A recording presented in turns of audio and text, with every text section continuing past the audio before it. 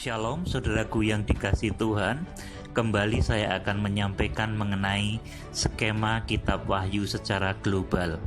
Saudaraku yang dikasihi Tuhan, kegenapan kitab Wahyu ini adalah 7 tahun sesuai dengan nubuatan 7 tahun masa kelaparan di zaman Yusuf. Saudaraku, ini dinubuatkan dalam kitab Kejadian pasal 41 ayat 25 sampai dengan 36.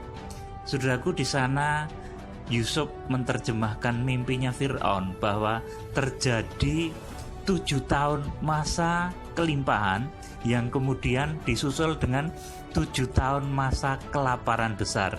Nah, kitab Wahyu ini merupakan kegenapan dari 7 tahun masa kelaparan besar tersebut. Saudaraku, adapun kitab Wahyu ini dibagi menjadi beberapa bagian. Ini saudara melihat di skema, ini A sampai dengan D. Ini saudaraku 3,5 tahun. Kemudian D sampai E ini juga 3,5 tahun.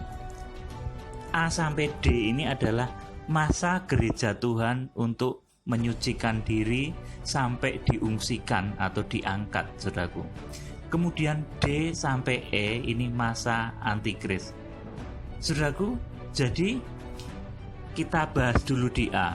Di A ini adalah terjadinya saat kita masuk kitab Wahyu pasal 1. Ini saat dilantiknya 7 tokoh hamba Tuhan yang di dalam kitab Wahyu pasal 1 ayat 16 disebut sebagai 7 bintang di tangan kanan Allah. Saudaraku, 7 orang hamba Tuhan yang memiliki kuasa begitu luar biasa oleh karena urapan Roh Kudus, oleh karena kehendak Tuhan, dia memiliki urapan yang sangat luar biasa. Kalau dia bernubuat apapun mengenai bumi, mengenai bencana, mengenai wabah, mengenai berbagai macam hal di bumi, maka itu akan terjadi. Saudaraku, 7 tokoh ini mulai bekerja ini dari A, saudaraku. Di skema yang hijau ini, A sampai B ini berjalan selama 2 tahun, saudaraku. Ini saat 7 tokoh itu menggembalakan sidang jemaatnya atau gereja-gereja akhir zaman yang memiliki karakter Efesus, Smyrna, Pergamos, Tiatira, Sardis, Philadelphia, dan Laodikia. Saudaraku, jadi 7 karakter jemaat ini nanti akan disucikan, dikuduskan selama 2 tahun ini oleh 7 orang hamba Tuhan tadi, saudaraku. Oleh 7 tokoh yang dipilih oleh Tuhan, yang merupakan tangan kanannya Tuhan, yang diurapi laksana Musa dan Elia, saudaraku. Ini mereka akan bertugas pertama menyucikan, menguduskan jemaat-jemaat Tuhan di akhir zaman yang berkarakter Efesus, Smyrna, Pergamos, Tiatira, Sardis, Philadelphia, dan Laodikia ini sampai memiliki karakter kaki dian emas, saudaraku. Jadi jemaat di akhir zaman ini targetnya adalah seperti kaki dian emas. Kalau di dalam kitab Wahyu pasal 1, di sana Tuhan itu hadir di tengah-tengah 7 kaki dian emas. Kalau sudah melihat keseluruhan dari Wahyu pasal 1. Kemudian Wahyu pasal 1 ayat 20 dinyatakan bahwa ke-7 kaki dian emas itu adalah ke-7 jemaat. Saudaraku, jadi target jemaat-jemaat akhir zaman yang berkarakter Efesus, Smyrna, Pergamos, Tiatira, Sardis, Philadelphia, dan Laodikia itu targetnya adalah seperti kaki dian emas. Artinya jemaat yang tertempa, terdidik dalam firman, jemaat yang militan, jemaat yang betul-betul dewasa rohani, saudaraku, cemerlang, motivasinya tulus murni seperti emas, saudaraku. Jadi proses untuk menyatukan, proses untuk menguduskan, proses untuk menempa gereja-gereja dari Jaiton liar atau gereja non-Israel ini berjalan selama 2 tahun, yaitu A sampai dengan B. Kenapa kok 2 tahun, saudaraku? Ini ada nubuatannya. Dahulu ketika di Mesir, saudaraku, ini terjadi kelaparan besar, maka Setelah 2 tahun kelaparan besar itu terjadi, maka Yusuf kemudian menyatakan diri kepada saudara-saudaranya Israel. Saudaraku, demikian pula di akhir zaman, kita sebagai bangsa Zaitun liar, gereja dari bangsa kafir atau yang disebut gereja Zaitun liar, itu nanti akan dipakai oleh Tuhan menjangkau bangsa Israel. Tetapi terlebih dahulu, gereja-gereja dari Zaitun liar ini disucikan, dikuduskan sampai memiliki sifat karakter kaki dian emas. Dan ini waktunya adalah 2 tahun. Diambil dari mana 2 tahun ini, saudaraku? Dari nubuatan Yusuf dulu, saudaraku. Yusuf menyatakan diri kepada saudara-saudaranya setelah 2 tahun kelaparan terjadi di tanah Mesir, saudaraku. Kemudian setelah itu, saudaraku, setelah 7 tokoh itu berhasil menyucikan, menguduskan berbagai macam karakter jemaat akhir zaman, bersatu utuh dalam kesatuan yang teguh, saudaraku, nanti kemudian gereja dari Zaitun liar ini akan dipakai oleh Tuhan di dalam satu kegerakan besar. Saudaraku, saudara melihat di B sampai C, ini 9 bulan. Ini kegerakan yang disebut dengan kegerakan kuda putih. Saudaraku, Wahyu pasal 6 ayat, saudaraku, Wahyu pasal 6 sampai dengan pasal 8, saudaraku. Jadi kegerakan kuda putih menjangkau kembali Israel ini juga di tengah suasana dunia yang kacau, saudaraku. Karena pada saat itu pula, saudaraku, Tuhan melepaskan penghukuman 7 meterai. Kenapa 7 meterai, saudaraku? Ini karena dunia menolak kasih Allah Roh Kudus yang memeteraikan, saudaraku. Kemudian apa sasaran dari kegerakan kuda putih yang berjalan selama 9 bulan ini? Sasaran dari kegerakan kuda putih ini adalah menjangkau Israel, memeteraikan Israel. Wahyu pasal 1, kalau Wahyu pasal 7 kalau saudara membaca, nanti yang dimeteraikan itu secara lahiriah dituliskan 144.000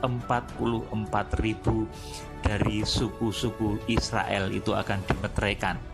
Saudaraku, tetapi untuk melakukan pemeteraian terhadap bangsa Israel, sehingga Israel genap menerima Kristus Mesias, jumlah bilangannya genap, ini melalui satu perjuangan yang berat, saudaraku.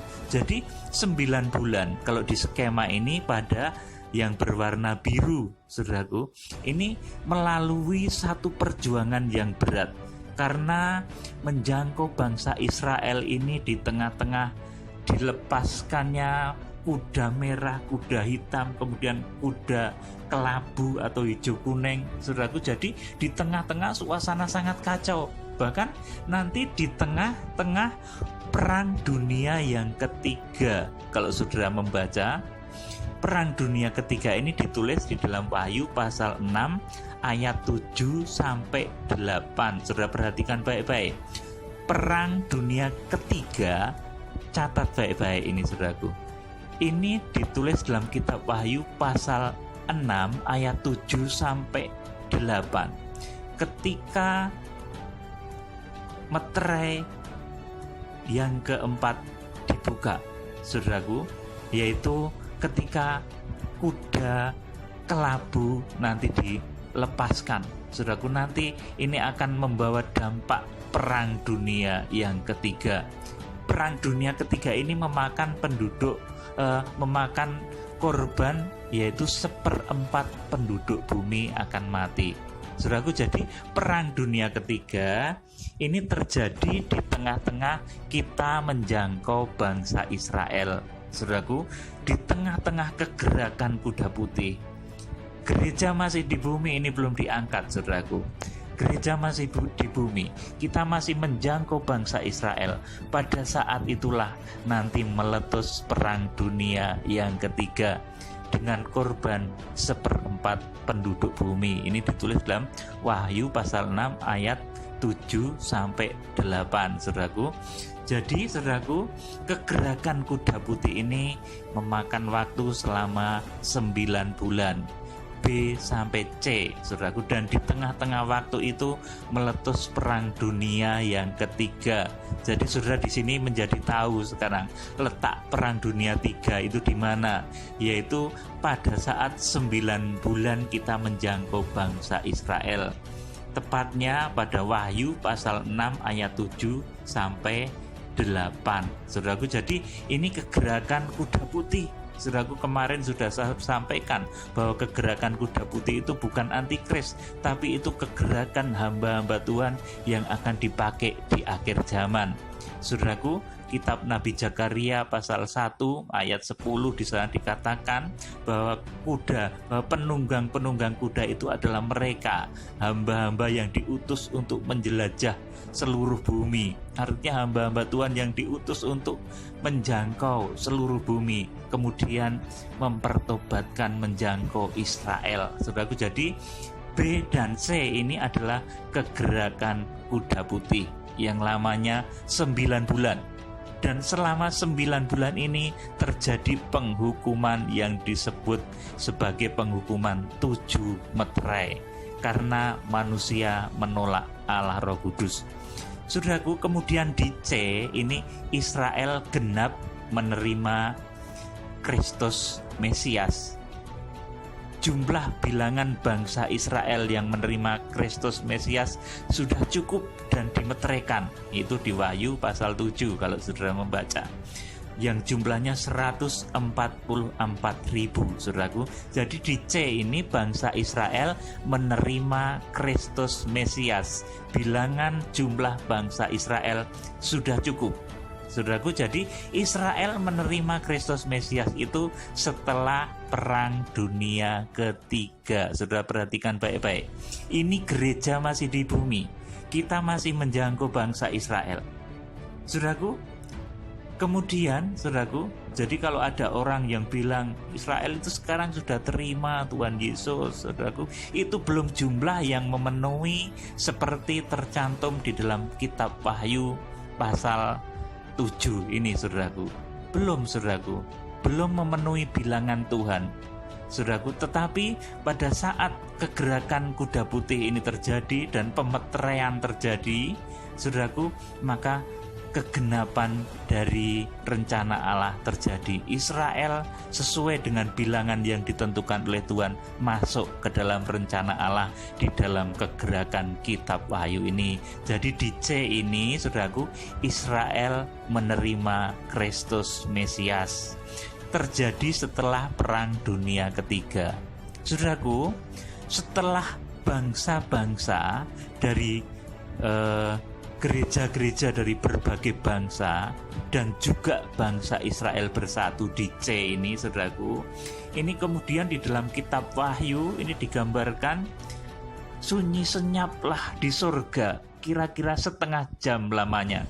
Saudaraku, ini bukan kejadian karena Tuhan bimbang dan lain sebagainya, bukan, saudaraku, tapi ini karena persekutuan yang kudus yang selama ini didambakan oleh umat manusia, yang didambakan oleh malaikat, yang didambakan oleh Tuhan itu terjadi karena zaitun liar dan zaitun asli, karena bangsa Israel dan gereja bangsa-bangsa non-Israel bisa bersatu. Ini di C ini, sehingga surga pun sunyi senyap selama setengah jam lamanya.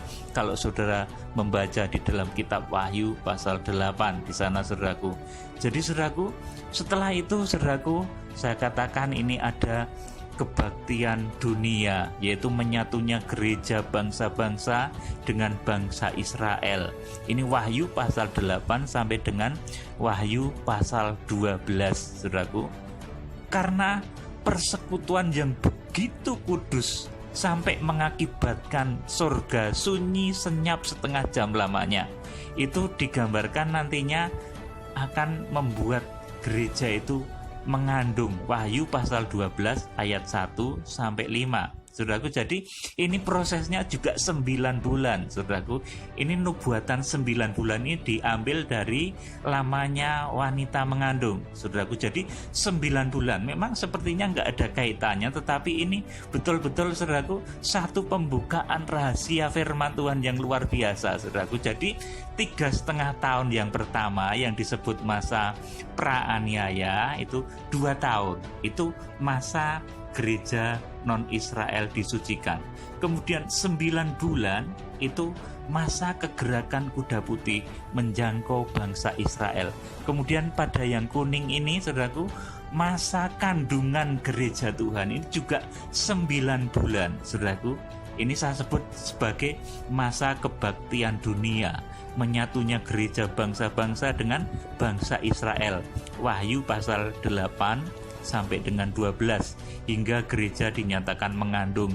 Wahyu pasal 12 ayat 1 dan 2, kalau saudara membaca, maka tampaklah suatu tanda besar di langit, seorang wanita berselubungkan matahari, bulan dan bintang. Saudaraku, kalau mau saudara membaca di dalam Wahyu pasal 12 ayat 1 dan 2, di sana saudara baca sendiri saja.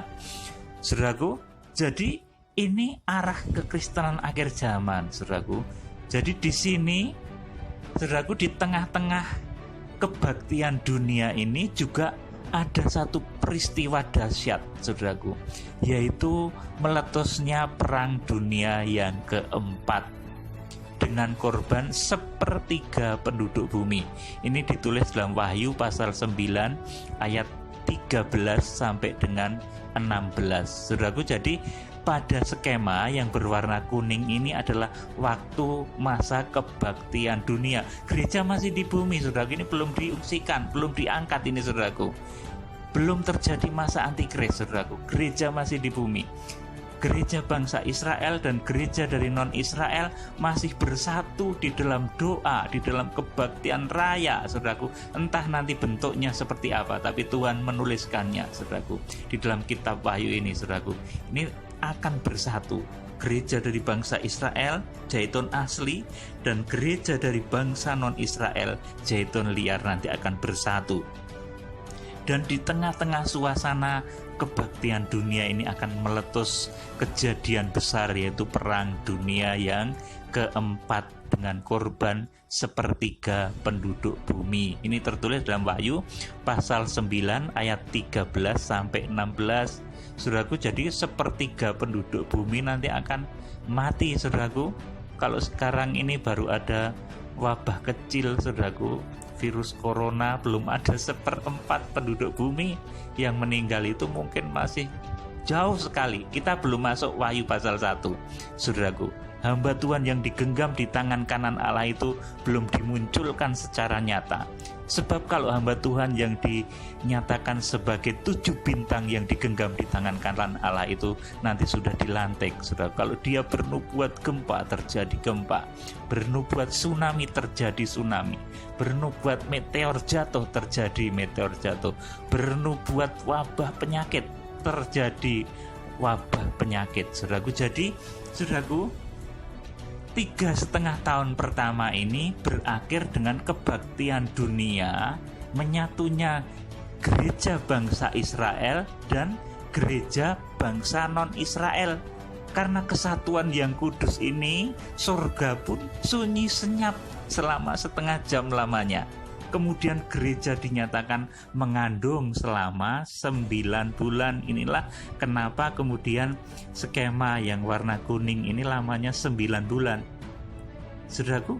Dan di skema yang berwarna kuning ini terjadilah penghukuman yang disebut hukuman 7 sangkakala, saudaraku. Jadi hukuman 7 sangkakala ini terjadi saat 9 bulan yang kedua, saat kita kebaktian dunia, saat gereja dari bangsa Israel dan gereja non-Israel nanti bersatu di dalam doa, saudaraku. Ini luar biasa sekali, saudaraku. Jadi urut kitab Wahyu itu enggak tumpang tindih, saudaraku. Kalau itu tadi yang di skema warna biru tadi adalah 7 meterai, yang di skema warna kuning ini 7 sangkakala, saudaraku. Kemudian Wahyu pasal 12 ayat 1 sampai 5 digenapi. gereja yang mengandung berpakaian matahari, bulan, dan bintang itu akhirnya akan melahirkan seorang anak laki-laki yang akan menggembala dengan gada besi. Saudaraku, kemudian anak laki-laki itu dirampas, dibawa ke tahta Allah. Saudaraku, kemudian wanita atau gereja itu akan diungsikan atau diangkat atau rapture. Saudaraku, ini kita diungsikan di suatu tempat. Saya tidak mau memperdebatkan ini entah diangkat, entah ini diungsikan, tapi yang jelas pada saat itu, saudaraku, terjadi bahwa gereja nanti dipindahkan oleh Tuhan ke suatu tempat yang disediakan oleh Tuhan. Saudara bisa membaca di dalam kitab Wahyu pasal 12 ayat 6 dan ayat 14. Di sana dipelihara selama 1260 hari. Nah, setelah gereja diungsikan, setelah gereja diangkat ini, saudaraku, maka kemudian antikris muncul menguasai bumi selama 3,5 tahun atau 42 bulan atau 1260 hari masa antikris. Jadi saya nyatakan dengan tegas, masa antikris itu bukan 7 tahun, saudaraku, ngawur kalau masa antikris 7 tahun itu. Alkitab menulis dengan sangat jelas, masa antikris itu terjadi selama 3,5 tahun atau 42 bulan atau 1260 hari. Ini masa antikris. Dan masa antikris ini dimulai dari Wahyu pasal 13, bukan Wahyu pasal 6, saudaraku. Kalau Wahyu pasal 6 tadi yang sering disalahartikan, penunggang kuda putih yang maju sebagai pemenang itu, saudaraku, itu kegerakan hamba Tuhan yang akan menjangkau bangsa Israel dalam waktu 9 bulan. Saudaraku, itu kegerakan kudus. Baru antikris ini muncul setelah kitab Wahyu pasal yang ke-13. Saudaraku, kalau saudara membaca keseluruhan dalam kitab Wahyu, saudara baca sendiri, nanti di sana dinyatakan masa antikris itu lamanya adalah 1260 hari atau 3,5 masa atau 42 bulan, saudaraku. Nggak ada ceritanya antikris 7 tahun itu, saudaraku, kemeng ketean. Saudaraku, jadi saudaraku, masa antikris itu 1260 hari atau 3,5 masa atau 42 bulan, bukan 7 tahun. Kemeng nanti orang, saudara, kalau 7 tahun. Saudaraku, jadi di sini pada saat masa antikris ini, orang Kristen yang kanak-kanak rohani tertinggal. Orang Kristen yang tidak menjadi bait suci Allah tertinggal. Wahyu pasal 11 itu syarat dari pengangkatan. Karena pengangkatan Wahyu pasal 12, saudaraku, pengungsian atau pengangkatan itu Wahyu pasal 12 ayatnya ayat 6 dan ayat 14. Syaratnya itu Wahyu pasal 11, gereja harus terukur menjadi bait suci Allah. Yang tidak terukur, maka mereka akan diinjak-injak oleh antikris selama 1260 hari. Saudaraku, jadi saudaraku, orang Kristen yang kanak-kanak rohani ini tertinggal, tidak ikut terangkat, dan mereka bertemu dengan zaman antikristus. Dan orang-orang yang tertinggal tersebut, saudaraku, di bumi iman mereka diteguhkan oleh hadirnya 2 saksi surgawi. Saudaraku, siapa 2 saksi surgawi ini? Saya beritahu saudara, 2 saksi surgawi ini adalah hamba Tuhan juga yang luar biasa seperti Musa dan Elia juga, saudaraku, yang sangat diurapi oleh Tuhan. Tetapi 2 saksi itu pun nanti akan kalah oleh antikris, saudaraku. Saudara bisa membaca di dalam Wahyu pasal 11 ayat 3 sampai 14 atau seluruhnya saudara baca nanti. Jadi 2 saksi surgawi itu digambarkan sebagai mereka adalah 2 pohon zaitun. Jadi saya pastikan, karena mereka 2 zaitun itu artinya apa, saudaraku? 1 dari bangsa Israel, zaitun asli, dan 1 dari bangsa non-Israel, karena mereka itu 2 zaitun, saudaraku. Jadi 2 saksi itu 2 hamba Tuhan nanti yang dipercaya oleh Tuhan untuk meneguhkan kesaksian orang-orang yang tertinggal, orang-orang Kristen, kanak-kanak rohani yang tertinggal dan bertemu dengan antikris. Mereka diteguhkan di bumi oleh kesaksian dua saksi surgawi, hamba Tuhan yang sangat dahsyat juga, saudaraku, yang asalnya satu dari bangsa Israel dan satu dari bangsa non-Israel, karena dikatakan di dalam kitab Wahyu mereka adalah kedua pohon zaitun, saudaraku. Jadi, saudaraku, pada saat masa antikris ini, orang-orang Kristen halaman, orang-orang Kristen kanak-kanak rohani yang tidak dewasa rohani, yang tidak menjadi bait suci Allah, mereka akan tertinggal dan mereka akan mengalami masa yang paling sulit di antara yang pernah terjadi, saudaraku. Jadi masa antikris ini selama 3,5 tahun atau 42 bulan atau 1260 hari lamanya, saudaraku. Dan di tengah-tengah masa antikris ini ada penghukuman finalnya, saudaraku, yang disebut 7 cawan murka Allah. Jadi 3,5 tahun terakhir ini, pada zaman antikris itu akan terjadi penghukuman 7 cawan murka Allah. Jadi kalau ditotal semua penghukuman dari Tuhan, tulah-tulah akhir zaman itu semuanya ada 21. Yang dari skema ini yang berwarna biru itu penghukuman 7 meterai, kemudian yang di skema ini berwarna kuning ini 7 sangkakala, dan yang di skema ini berwarna kelabu ini 7 cawan murka Allah. Total 21 malapetaka di akhir zaman akan terjadi, saudaraku.